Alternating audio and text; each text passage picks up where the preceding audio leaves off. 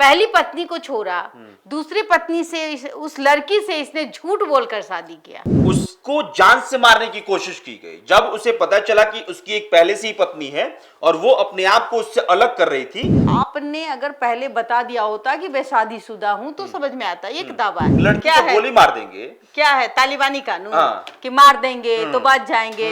हाँ। पहले तो बात बोले, हत्या करना ही जघन्य अपराध है। ये लड़का है, ये चूतिया को तो मुंह में मारना चाहिए, लाल लाल कर देना चाहिए। ऐसे लोग जो है ना हमारे समाज में, हम चारों के साथ ऐश करेंगे, ऐसा संभव है?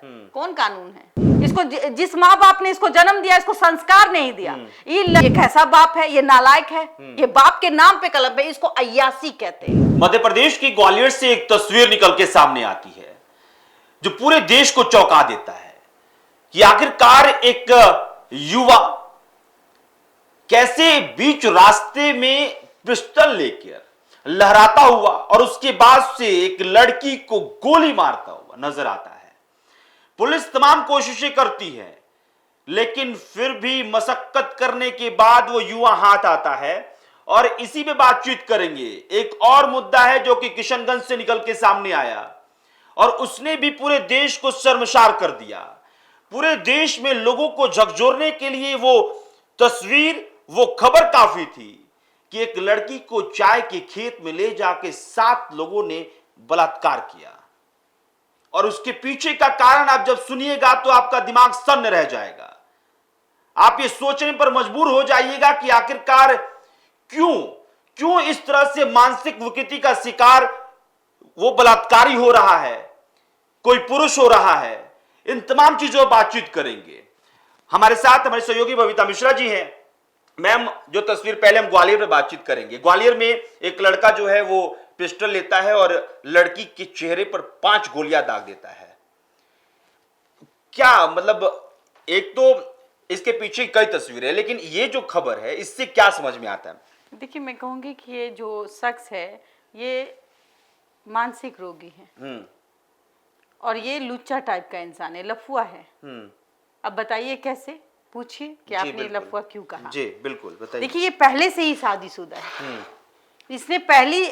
इसकी पहली पत्नी है और ये दूसरी पत्नी है। सबसे बड़ी बात है कि देखिए, ये लफंगा पहली पत्नी को छोड़ा, दूसरी पत्नी से, उस लड़की से इसने झूठ बोलकर शादी किया। पहले इश्क करता है उसके साथ और प्यार के जाल में फंसाता है। बिल्कुल। ये कहता है मैं तो शादीशुदा नहीं हूं, मैं तो तुम्हारा दीवाना हूं, मैं तो तुम्हारे लिए जान दे दूंगा। और ये दीवाना झूठ बोलता है कि वो जो लड़की है उसको अपने प्यार के जाल में फंसाता है।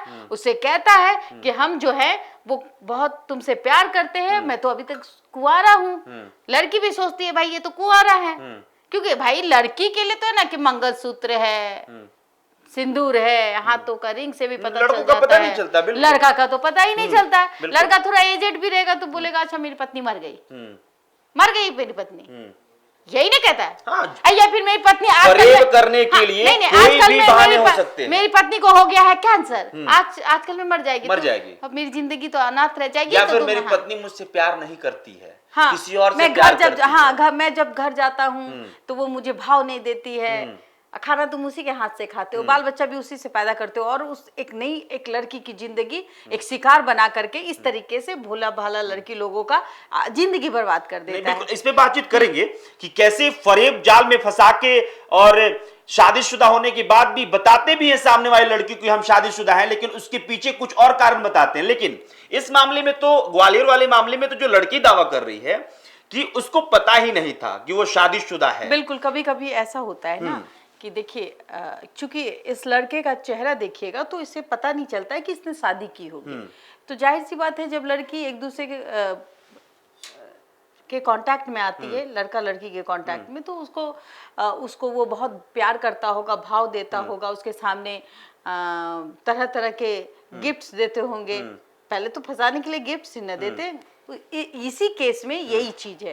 ये जो आपने केस देखा, ये केस ये इस रूप में देखिए कि पहले तो वो उसको अपने जाल में फंसाता है। चूंकि ये मर्द जो है पहले से ही शादीशुदा है, इसके पहले से भी बच्चे हैं। और फिर जब इसने शादी की, इस लड़की को पता चला, जब ये प्रेग्नेंट हो गई, लड़की के पास एक बच्चा है। बिल्कुल, एक उसका बेबी है और वो नंदिनी नाम है लड़की का। उसने ये दावा किया है कि 2024 में उसको जान से मारने की कोशिश की गई। जब उसे पता चला कि उसकी एक पहले से ही पत्नी है और वो अपने आप को उससे अलग कर रही थी कि नहीं तुम्हारे साथ हमको नहीं रहना है, तो फिर इस बात को भी वो पचा नहीं पाया और उसको जान से मारने की कोशिश की गई। और नंदिनी ने यह भी दावा किया कि भाई जब उसको गाड़ी से उसको जान से मारने की कोशिश की जा रही थी, उस वक्त भी उसके पति के साथ एक लड़की थी जो कि उसकी मतलब दोस्त कि इसका जो चैन है ना वो सिर्फ लड़कियों के लिए था, जिसका सुकून जो है वो लड़की ये किसी से प्यार करे, ये गवारा, ये किसी को छोड़ दे। लड़का जो मर्द जात होता है वो 4 शादी कर ले, लेकिन उसमें से अगर एक भी इसको दरकिनार कर दी तो वो इस दुनिया में नहीं रहेगी। तो ये क्यों रहेगी भाई? आपने अगर पहले बता दिया होता कि मैं शादीशुदा हूं तो समझ में आता, ये एक दावा है। तो जब उस लड़की को पता चला कि ये शादीशुदा मर्द है, इसके पहले भी बच्चे और हम भी प्रेग्नेंट है, हमारे भी बच्चे हो गए हैं, तो वो ये चाहेगी कि भाई हम अपना बच्चा को खुद पाल लेंगे। क्योंकि देखिए अब महिलाएं भी कैपेबल है और महिलाएं भी अब कमाने लगी है, तो वो अपना और अपने बच्चों का पेट अच्छे से भर सकती है। उसको ऐसे आवारा पति की जरूरत नहीं होती। बिल्कुल ठीक है। बिल्कुल। और ये इसको गवारा नहीं हुआ, इसने उसको पहले तो आप एक बार हत्या जैसे जघन्य अपराध को अंजाम देने की कोशिश की, उस कोशिश में वो बच गया। हाँ। लेकिन अब जब इसने कंप्लेन दर्ज किया, नंदिनी कंप्लेन दर्ज करती है, उसके बाद ये होता है कि देखिए इसको लगा कि बाप रे अब तो मेरा सारा पोल खुल जाएगा, अब तो हमको जवाब देना होगा कोर्ट में, थाने में जवाब देना होगा। पहले तो थाना ही जाएगा, चक्की पीसिंग हो जाएगा, चक्की पीसेगा। तो ये सोचा चक्की पीसने से अच्छा है इसको हम टरका देंगे। लेकिन ये बताइए कि ये मानसिक इतना बेवकूफ इंसान है कि एक तो मानसिक विकृति से शिकार है कि भाई पहले से बीवी है, फिर एक लड़की को फंसाता है और उसके साथ एक बच्चा भी पैदा करता है। उसके बाद इसको कैसे इस बात की समझ होगी कि भाई रोड पर आके हम पिस्टल से लड़की को गोली मार देंगे? क्या है तालिबानी कानून? कि मार देंगे तो बच जाएंगे, लोग आपको छोड़ देगा, चुम्मा लेगा, ऐसा कुछ है क्या? तो भाई सोच लेगा कि हो सकता है लड़की प्रताड़ित कर रही होगी इसीलिए गोली मार दिया। नहीं तो नहीं पहले तो बात बोले हत्या करना ही जघन्य अपराध है। अगर आप लड़की आपको पसंद नहीं करती थी तो उसके लिए एक नियम कानून बना हुआ है, आप हट जाते, या आप उसको आप क्यों जबरदस्ती गाय बकरी है जो आप बांध के रखिएगा, तो बीच सड़क पे मारिएगा और लोग आपको कहेंगे कि नहीं बहुत अच्छा काम कर लिया।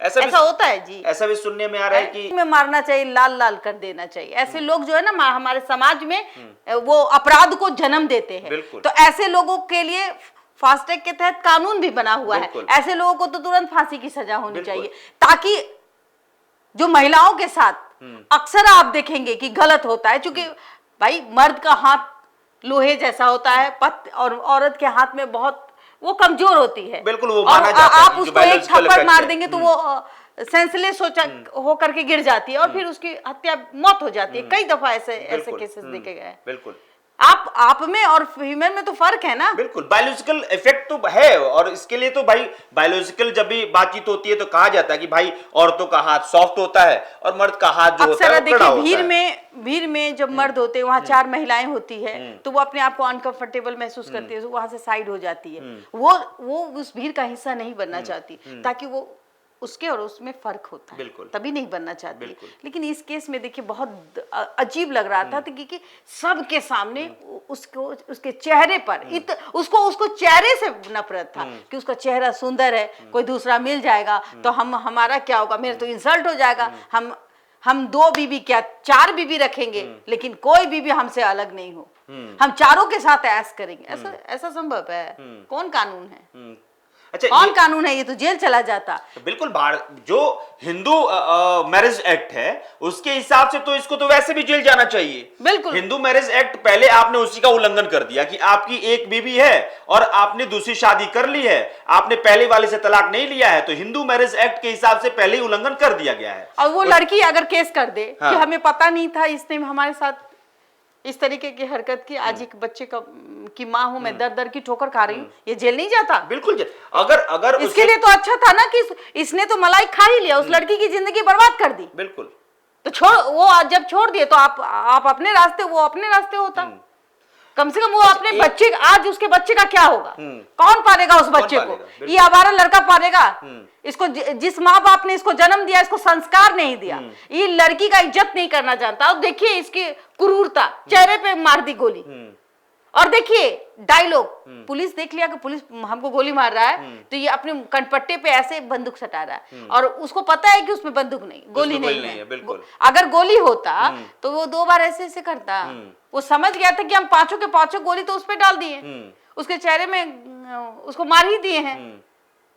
और अपना बचने के लिए, पुलिस से बचने के लिए कि नहीं हमरा हुजूर माफ कर दो, हम प्रताड़ित थे इसीलिए हम अपने आप को ही मार रहे हैं। प्रताड़ित थे। तो क्या मतलब हत्या समस्या का समाधान है? कोर्ट तुम ही हो, कानून तुम ही हो, सब तुम ही कर लोगे, सब खुद ही है। सब कानून को ठेंगा दिखाओगे, 4-4 को बिहा करोगे, लड़कियों का जिंदगी बर्बाद करोगे। ये तो साला बेचता होगा किसी लड़की को, इसका धंधा होगा लड़की बेचने का। और जब उस लड़की को पता चला होगा कि ये लड़की बेचने वाला है, तब उसने अपने आप को अलग किया होगा, इसको बर्दाश्त नहीं हुआ, इसने इसे किया। ऐसे लोगों को है ये चीजें हैं, जिंदा मार देना चाहिए। अच्छा, इसमें एक चीज और तैर रहा है कि लड़का कह रहा है कि भाई वो लड़की थी जिससे उसने लव मैरिज किया था, उसका किसी और से भी संबंध था, इसलिए हमने ऐसा किया। ऐसा भी भाई जब तुम 4 शादी कर सकते हो तो लड़की नहीं कर सकती है? तुम तो झूठ बोल के उस लड़की की जिंदगी बर्बाद की। एक बच्चे की माँ है, वो तुम्हारे बच्चे की माँ थी, आज वो इस दुनिया में नहीं है, तो उस बच्चे को पालेगा कौन? तेरा बाप आके पालेगा। ऐसे भी दूसरी पत्नी का बच्चे को तो कोई नहीं पालता है, आपको तो पता ही है। समाज में न सास उसको एक्सेप्ट करती है, न उसका ससुर एक्सेप्ट करेगा। चूंकि पहली पत्नी रहती है तो कहीं ना कहीं बहुत कम ऐसे केसेस थे। राजा महाराजा का समय अलग था, जो 4-5 शादियां हैं तो एक ही जगह रह रहे, लेकिन अब तो भाई 2 सौतन एक जगह तो नहीं रह सकती, अलग अलग रहती है। अलग अलग रहेगी तो भाई खर्चा कौन चलाएगा? पति ना चलाएगा, सास ससुर तो चलाएगा नहीं। अब उस बच्चे का होगा क्या? वो बच्चा तो अनाथ हो गया। बिल्कुल हो गया। ये कैसा बाप है? ये नालायक है। ये बाप के नाम पे कलम है, इसको अय्यासी कहते हैं। ये अय्यास किस्म का इंसान था। इसने अपने बच्चे का भविष्य बर्बाद कर दिया। जिस लड़की को इसने प्यार किया, जिस लड़की से एक बच्चा हुआ, उसी को खत्म कर दिया, उस बच्चे को अनाथ कर दिया। बच्चे को अनाथ कर दिया, और समाज में अब उसको जीना बहुत मुश्किल हो जाएगा, क्योंकि सौतेली माँ, क्योंकि पहली बीवी अगर पाल भी लेती है तो सौतेली माँ, और सौतेली माँ किस हिसाब से जो है ध्यान रखेगी, वो भी नहीं पालेगी, वो भी नहीं पालेगी। मैं लिख के देती हूँ, नहीं पालेगी। बिल्कुल।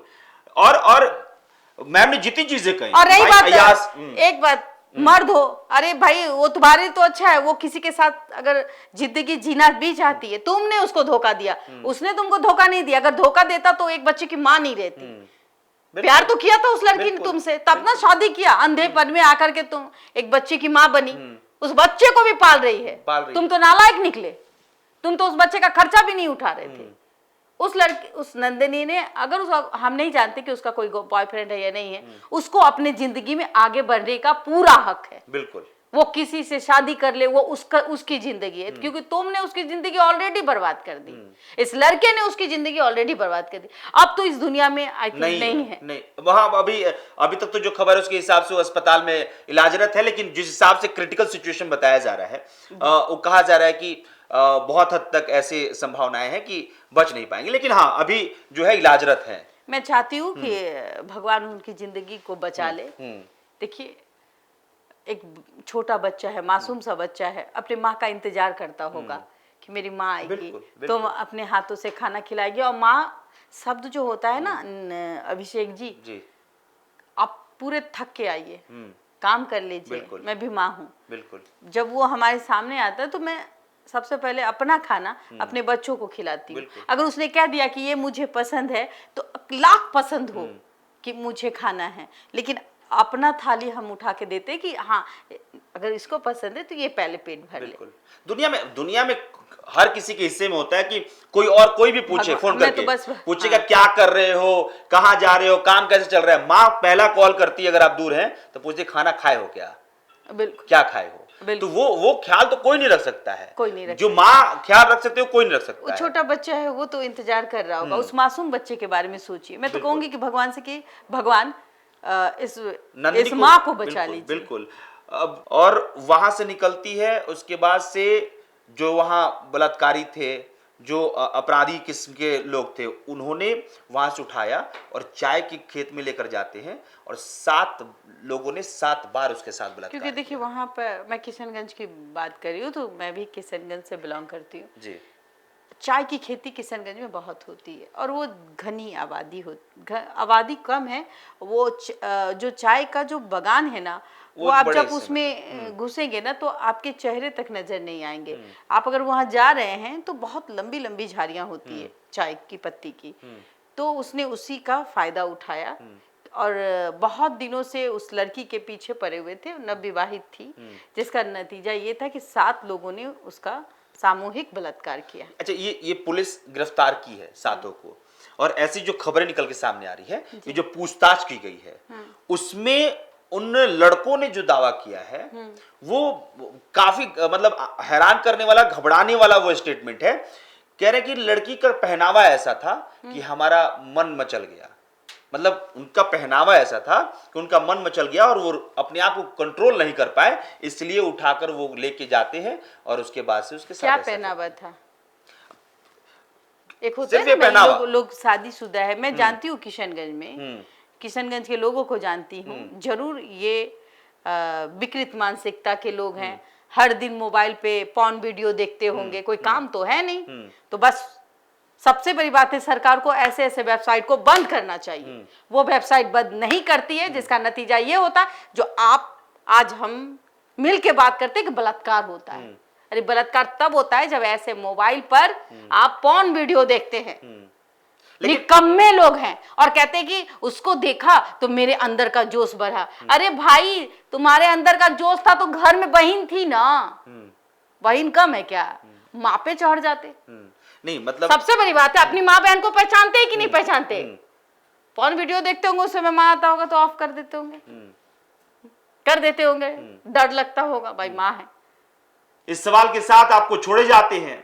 समाज के हिस्से हम सब हैं, हम सबको सोचना बेहद जरूरी है। मेरा नाम अभिषेक श्रीवास्तव है, बहुत बहुत शुक्रिया।